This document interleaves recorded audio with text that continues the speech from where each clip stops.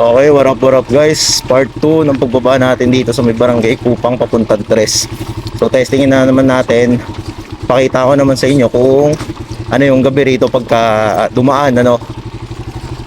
Second gear lang tayo, dahan-dahan lang.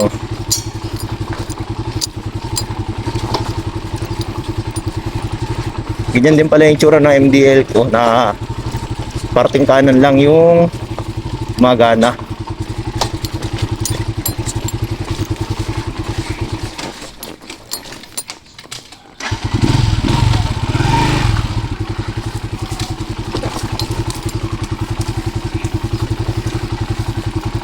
So dito ulit sa gilid ang daan natin yan.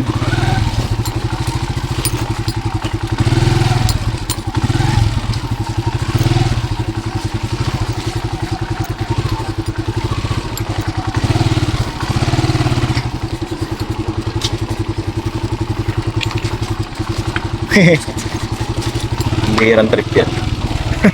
Dumaan sa madilim, malumot at mabasa.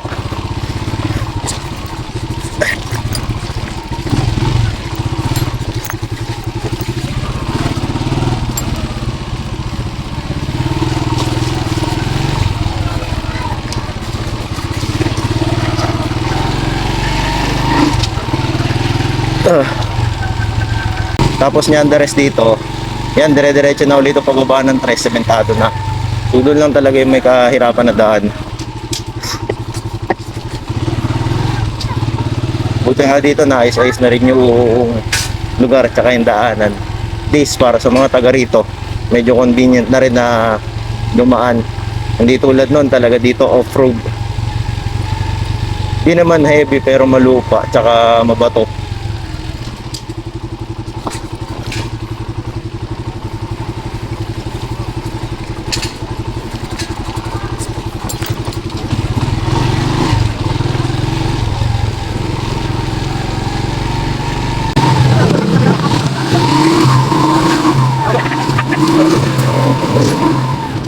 Ini kami naman na. Pag sabi ko pala, pag hindi sa kami sa pala.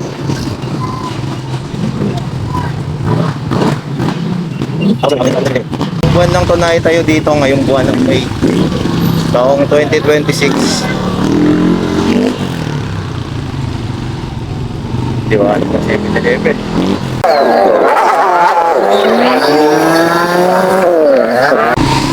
So dito naman ulit tayo dadaan. Pakita ko naman sa inyo kapag dumaan naman kayo rito ng gabi, yung backdoor o sasabi natin backdoor, shortcut ng Antipolo Marikina nang hindi dumadaan ng Marcos Highway o hindi umiikot ng Masinag Sinulog.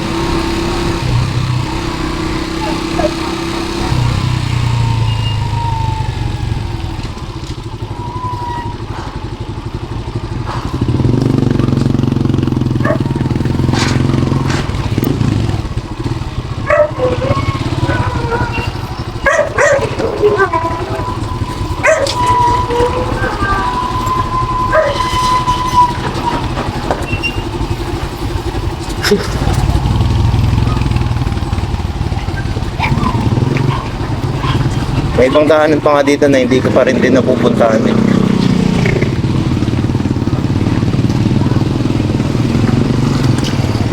Pagka may time ulit tayo, mag-iikot-ikot ulit tayo rito.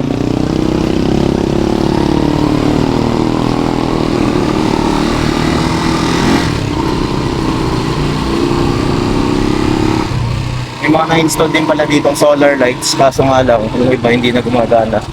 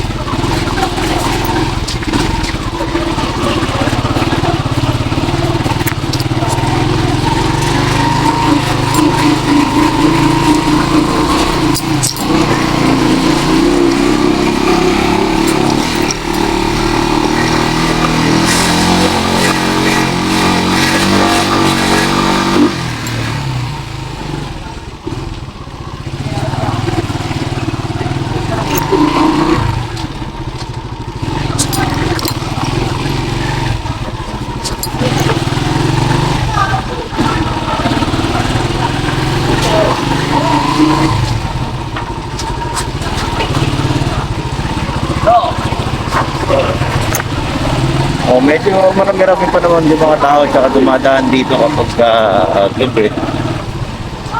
Tumahayan din pala yung dadaanan nyo rito.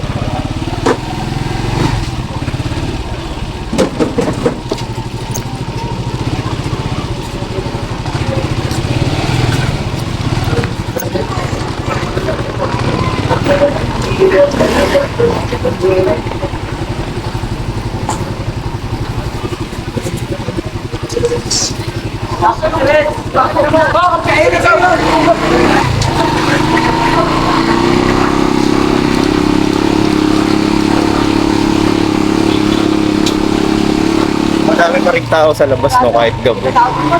Madami pa rin tao sa labas kahit sa gabi kasi hindi na ganong mainit eh. Dito ulit kapag maaraw, literal talaga ang init.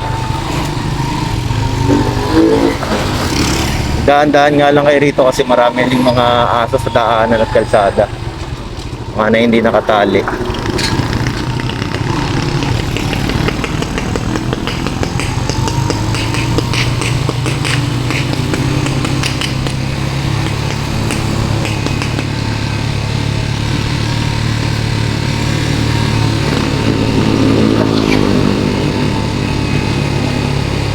Ito, sako pa rin ito ng barangay Kupang Antipolo. Tapos boundary na ito, barangay Kupang, pero papunta na rin ng Marikina. Kupang Antipolo, tapos pagdating sa may panorama, Concepcion 2 ng Marikina.